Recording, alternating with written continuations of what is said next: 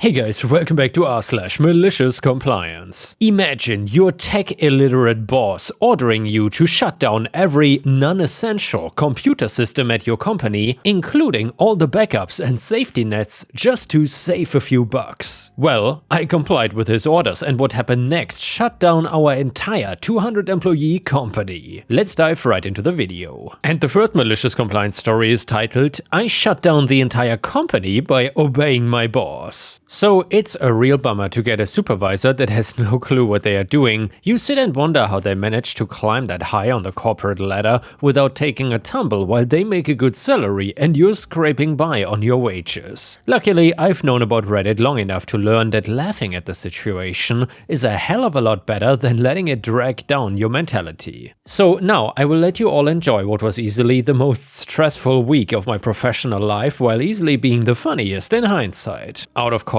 I spent my time bouncing around to various startups and experienced plenty of chaos that surrounds those environments. The company I worked at in this story was a mid-sized software company that had grown past this chaos but was still far away from the professional structure of a large corporation. We had about 200 employees. Running this tech company was a CEO whose knowledge about computers ended at the fact that they needed to be plugged in, a CFO who thought that $50 was a severe expenditure, and a CTO, my boss, who must have gotten the job because he was the only one of the three of them who knew what a hard drive even was. One time, when I was giving a debrief on some server updates I had completed, my CTO actually suggested that we not worry about these updates because the servers should just keep working if we don't touch them. I had to work with this man daily. I was the system administrator, which meant that I was the one person who ensured that our network, servers and security infrastructure stayed up and running. Email, file storage, authentication, VPN, cybersecurity, employee laptops. If it was digital, I was ultimately responsible. I don't list these responsibilities to say that I was bogged down or overworked or any other nonsense of this sort. I like these responsibilities. I took pride in every day that the company could thrive on a foundation that I'd helped to build and maintain. My boss did not understand that pride and certainly didn't understand the work that was the source of my pride, so he took to micromanaging me when certain things became suboptimal to his expert eyes. I was nursing the first of the week's coffees on a Monday morning when my boss appeared, standing over my desk. He must have been reading the latest Business Insider because he had the determined look in his eyes that meant he had an idea. His flashes of originality and brilliance often came in the direct wake of these articles. My boss says, "We cannot keep expending so much of our budget on network infrastructure. I need you to bring the numbers down, streamline it. If we don't need it, I want it gone, tomorrow." I replied, "Well, I wouldn't say that we operate with a lot. I want it done, OP. I winced. "What exactly do you want to cut?" He shrugged. "If we are not using it daily, I doubt it's important to hold on to." I spent the next 30 minutes trying to explain that IT is built on a foundation of software that might not be used daily, but ensures that the daily operations are set up for the best chance of success and that no failure can be detrimental to the system as a whole. He finally ended the discussion saying, No, this is all so overcomplicated for nothing. We will save a fortune if we sack everything not necessary for day-to-day operations. This is not a suggestion, OP. This is an order." I held his gaze for a second and then said, "Send me an email with the request and I'll get on it immediately." He nodded and walked off, didn't even question it for a second when he sent me an email incriminating himself directly in what was about to be an utter crap show. The email requested very simply, "Disable all services not essential to the day-to-day operations of the company." I am in IT. I made sure to cover all my bases and replied, "Per your directive, I will be disabling all non-essential services, including backup systems, monitoring alerts, redundant authentication servers, and development testing environments by the end of the day today. Please confirm this is correct." He replied in seconds saying, "Correct." Finally, someone in this company has some initiative. With that done, I went to work, as much of a daily stressor as it can be to upkeep all of the services that my boss wanted cut. It was surprisingly easy to shut it all down. No more monitoring systems to alert us if anything were to go astray, no more secondary domain controller, any error with the primary and we would all be locked out. No more test environments for our developers to safely test new features. You had to hard launch it to see if it would work, and at the end of it all, no more backup servers. Any magnitude of system error would result in some amount of data lost for good. With each step I completed, I documented everything before moving on. By the time I clocked out, the company was truly running on a bare skeleton of an IT system. Only one production server was left up and running. All the redundancy was gone along with any safety net. I feel like I lit a fuse that would blow up my professional career, no matter how much documentation I made sure to collect. Tuesday morning came and my boss was actually humble, bragging to the CFO, claiming he should be given a medal for cutting IT waste in half. Meanwhile, I sat dread-built with the tried and true knowledge that every IT disaster will arise at the worst possible moment, which turned out to be Wednesday afternoon. A day and a half of suspense had my nerves pulled taut. It was time for an update to our core software, and developer deployed it as if nothing was out of the ordinary, except every other time an update like this was deployed, it usually went to a test environment before the developers updated the production servers. This time there was no such test environment and they were not used daily, so the software landed directly into our production server and a bug had gone unnoticed in the code for so long. I didn't bother waiting any longer. This was not a bug that would stop you from scrolling on a certain page or have a link send a fail and send you to an error for a form page. This was catastrophic system breaking. It sent our clients' computers into dramatic crashes and compromised the cybersecurity systems in our software to protect our information as well as the clients. Although, if I'm being honest, a bug like this is not truly catastrophic in most cases. Even in those cases where it does occasionally make it past the test server, it simply takes one load test to understand the severity of the error, and then we fall back onto a failover server while we fix the error on the primary. Or we restore the previous working environment from a redundant backup server, except that the backup server was offline thanks to my boss. It was not in use every day, after all.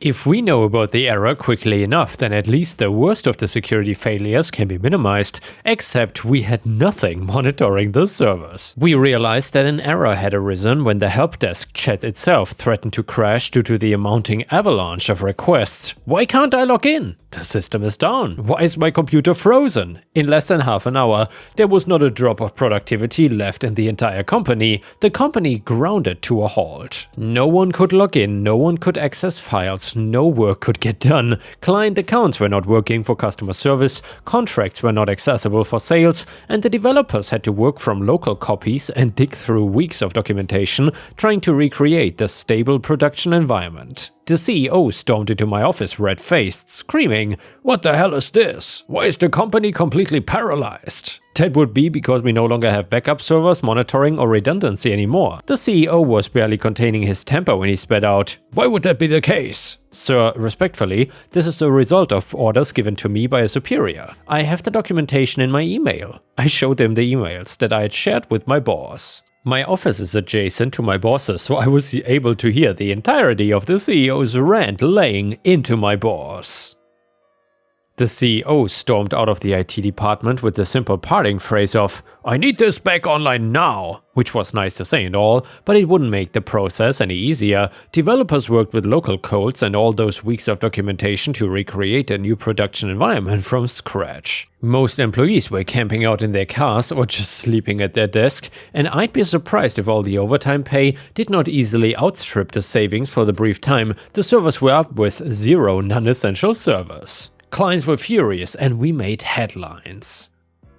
The headline was, "Growing tech company suffers massive outage." Monday came and we were online again, albeit limping along. We had an all-hands-on-deck meeting in which the CEO apologized for the unexpected downtime and thanked everyone who logged overtime that weekend. He assured us that such a mistake would never happen again. Of course, his confidence in this assurance became clear with his following announcements. Effective immediately, the CTO is no longer with the company. As a result of the diligence shown in this crisis, OP is also to be promoted to the head of IT. And well, the CEO and I spent a good bit of time going over all my documentation to help in understand the value of each and every system my boss had me shut down, he thanked me personally for my documentation and for my clear level of mastery over the IT systems within the company. The CFO never bothered me about anything else I asked for in the budget after he saw that the cost could be if the systems failed. I immediately started rebuilding all the systems that my boss had scrapped. And when the smoke cleared, IT's budget had increased substantially.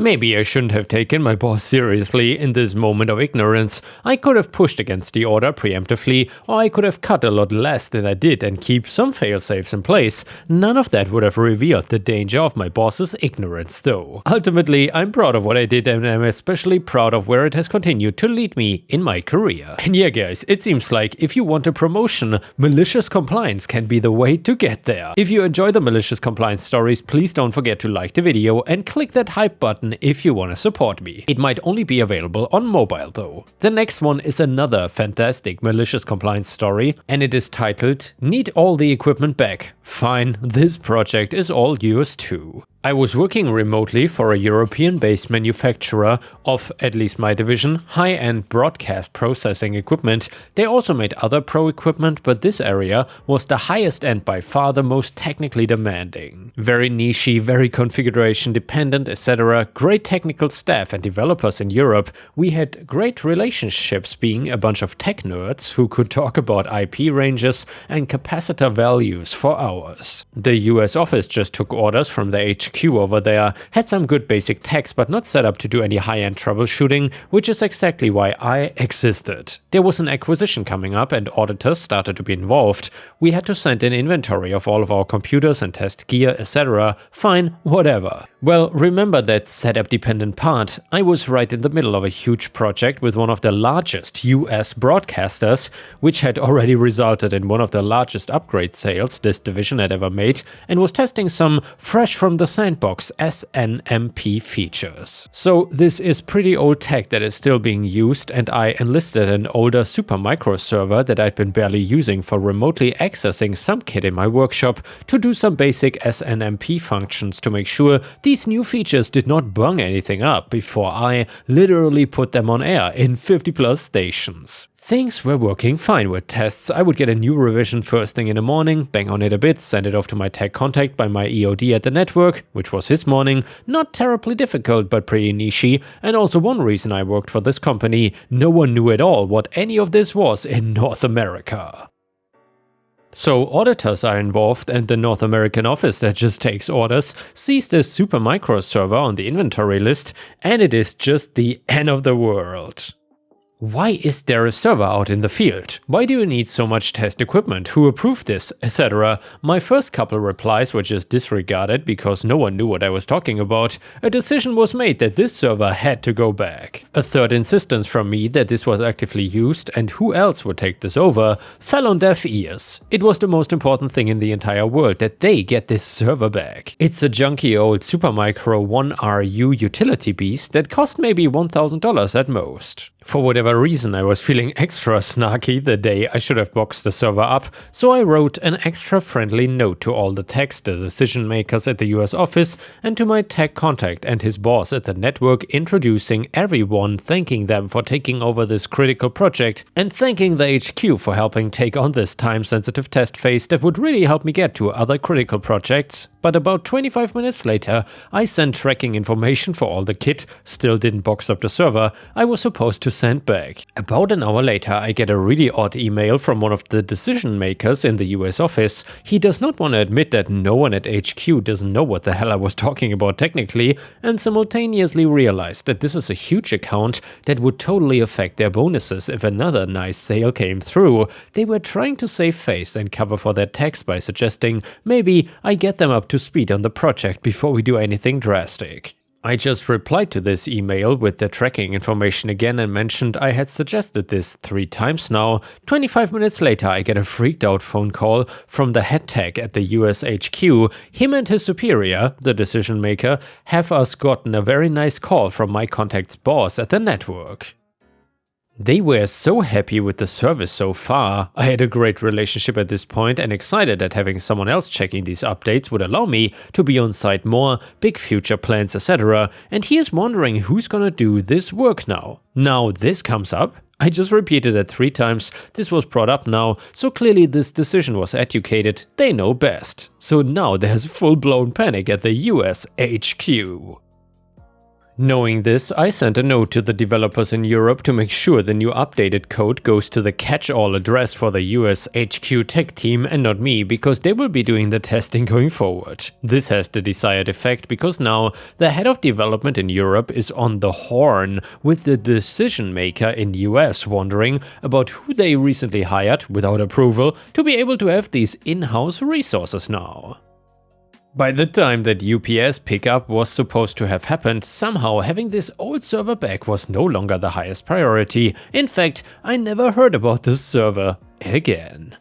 And now let's move on to the next story. It starts like this. Never mess with a mechanic. So it was just a few weeks ago when this whole mess went down. So Kyle is one of those who think their military service entitles them to special treatment. Oh, and here's a racist dickbag too. Our boss Mike flat out refuses to have Kyle in the shop during business hours because of his bigoted crap, but he will grudgingly work on Kyle's truck after closing if no one else is around. The usual deal is Kyle botches some repair job on his own truck and then expects us to fix his mess for next to nothing, using his veteran status as a guilt trip. This time, Kyle claimed that he had fixed the brakes on his beat-up old pickup, but somehow managed to disable the rear brakes entirely. That truck was one crapped-out part away from the junkyard. Mike was out of town and had explicitly told me not to deal with Kyle's nonsense while he was gone. But sure enough, Kyle rolls up to the shop today, right as I'm locking up to head home. He starts demanding I fix his truck immediately.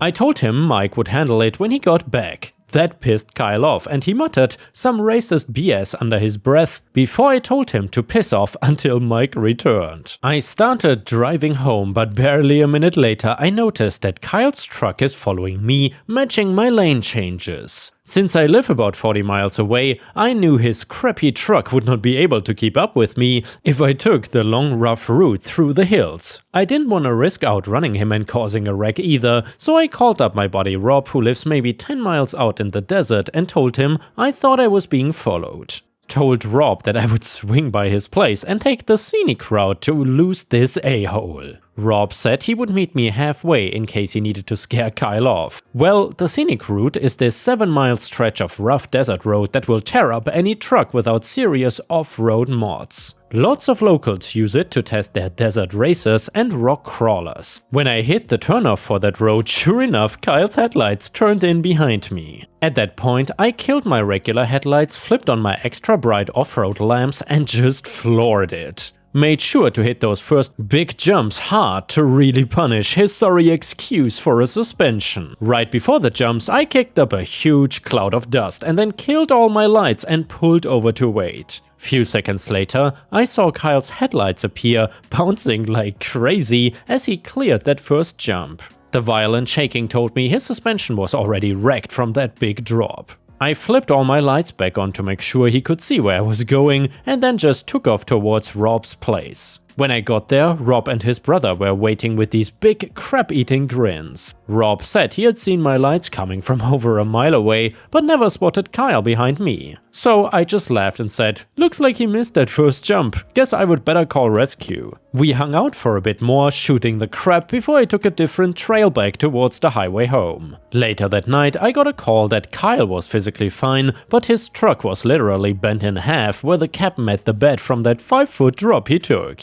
The dumbass actually tried claiming that he had just gotten lost on his way home. First thing the next morning, I called up Mike and let him know about Kyle's little stunt. Said that I wanted that a-hole trespassed from the shop property. Mike took my side, said he is done putting up with Kyle's entitled BS. We got the sheriff's department to officially trespass Kyle, and I saw his mangled truck sitting at another shop down the road when I drove by later. The damn thing looked like a pretzel from hitting that jump so hard. It couldn't have happened to a nicer guy. And yeah, Ripe Stars, I would say never mess with a mechanic. That guy was clearly too stupid to know that. And the next one, titled HOA foreclosed on my inherited family farm in South America without notice, auctioned it off and kept the profits. I had an idyllic childhood, all due to my family's beautiful farm in South America. It was a lush piece of land in the country, and it made for the perfect childhood. I grew up chasing chickens, running through corn stalks, and basking in the South American sun. The farm belonged to the family. It was technically my grandparents' land, but the whole family chipped in, and every member of my family called the farm home at some point in their life. That being said, when adulthood came, I was the only one interested in running the farm long term.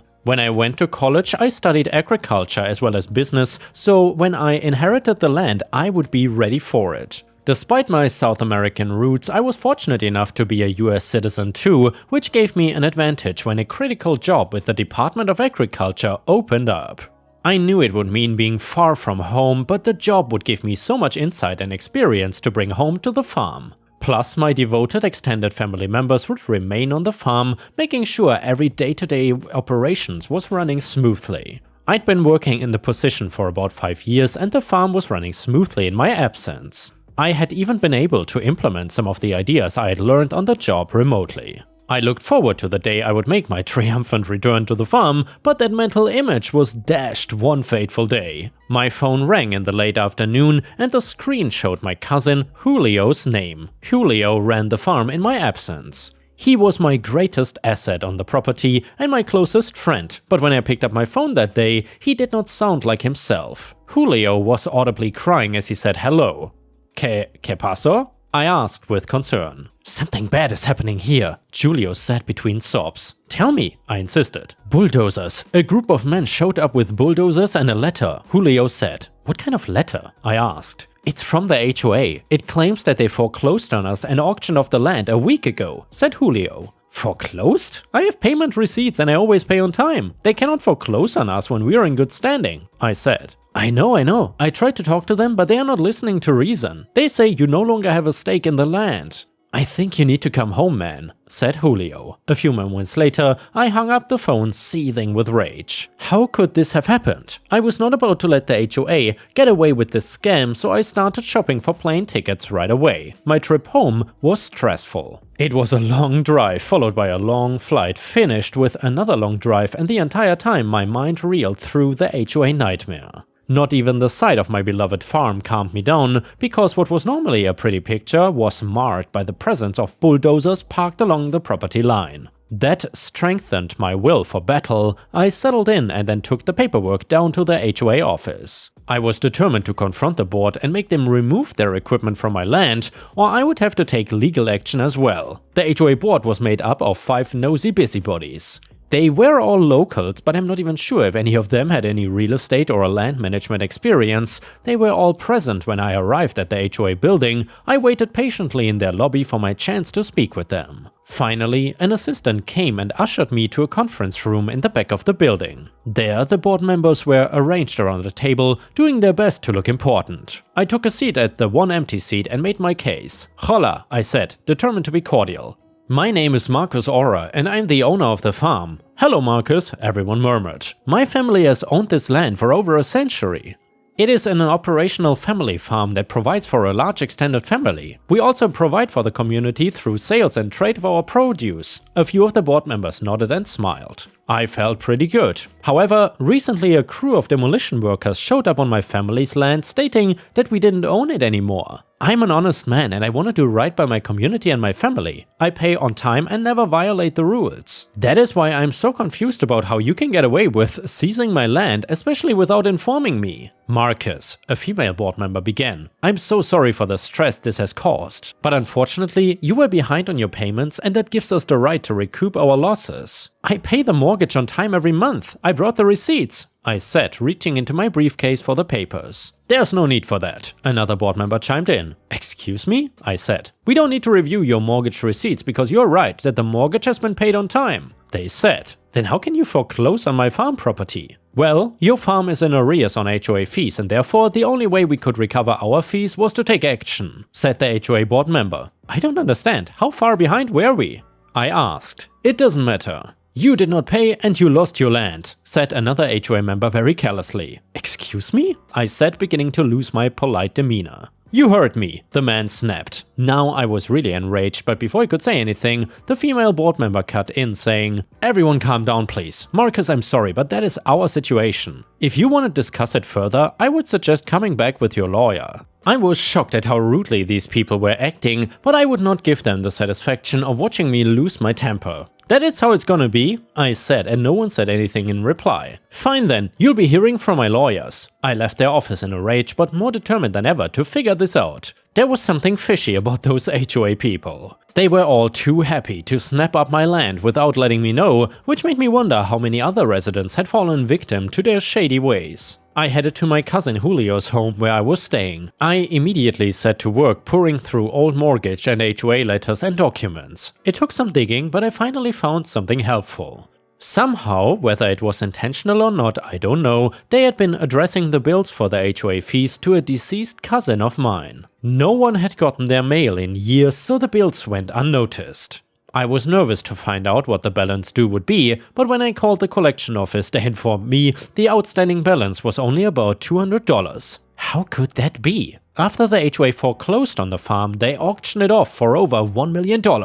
If the land was worth that much, how can they get away with seizing it over a few $100? How could they do that, and why? I had a dark but gripping thought. What if they are doing this all for themselves? What if they've been terrorizing the locals with lost fee letters and illegal seizures? I wasn't gonna stand by and let these thugs ruin the community that shaped me. No longer would I play nicely with these people, it was time for me to find a great lawyer. A week later, my lawyer was able to serve the HOA board with a massive lawsuit. The suit leveled charges against them of price gouging, illegal foreclosure, and auctioning off stolen property. The board was anything but pleasant about the accusations. When the processor server showed up at their office, they literally chased him out onto the street. It was ugly, but that was just the beginning. It took 2 years of stress and fighting to bring the case to the courtroom. Having the case come to trial was a huge relief for me. Win, lose or draw, this trial would bring me the closure I had waited 2 painful years for.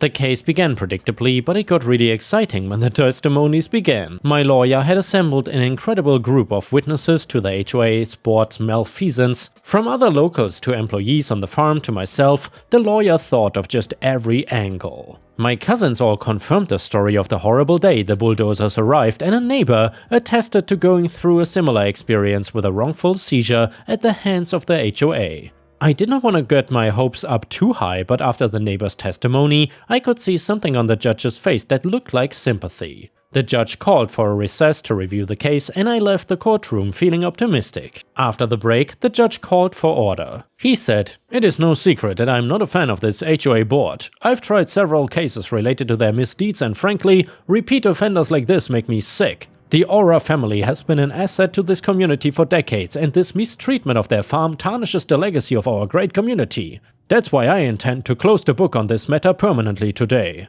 I find the defendant, the Branch Boulevard HOA board, guilty of failure to follow proper notification laws by not informing the plaintiff, Mr. Aura, of their intention to foreclose on his property. I also find the board guilty of collusion to wrongfully seize land for personal profit. Furthermore, upon poring over some of the documents offered up in discovery, I found damning evidence of multiple statutes that the HOA has broken throughout their villainous land grab. That is why I have no choice but to raise the charges against the defendants. Bailiff, please take the defendants to a holding cell to await the scheduling of their sentencing. Congratulations, Mr. Aura, your farm is safe. The courtroom was filled with my friends and family, and this final pronouncement made the room explode in cheers. I felt tears welling in my eyes. I only wished my grandparents could see how hard I fought for them and our land. I felt so proud and so relieved.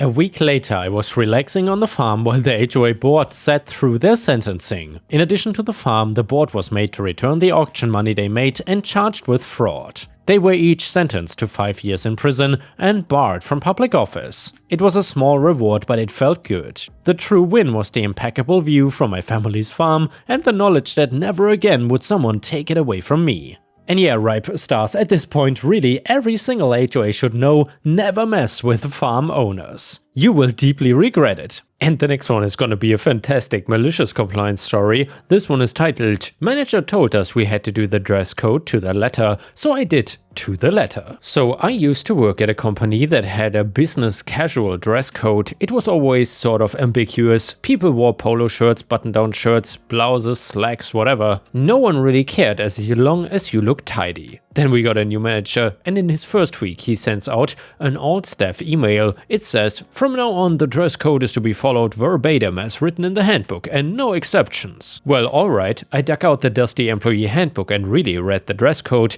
It had not been updated since the late 90s. It was very specific. Men, dress shirt, tie, slacks and jacket. Women, knee-length skirt, nylons, blouse and closed-toe shoes. No polos, no cardigans, no khakis. So the next Monday I showed up in a suit and a tie. I hardly ever wear jackets to work, so everyone right away noticed, and then other individuals started reading the handbook too, because after all the boss read it precisely as written. Soon, the office was a time capsule by Wednesday. A coworker was wearing shoulder pads and nylons in the August heat. Another guy pulled out his wedding gear. Someone even showed up at work with suspenders because the handbook allows it. Half of the staff sweated buckets because we were not allowed to take our jackets off our bodies when sitting at our desks. HR was not happy, so they got a few complaints of hostile working conditions due to the imposed dress code. 1 week later, we got a new message. It said, "Use common sense in following the dress code. Business casual as done before is fine." Polos and khakis were once again in style,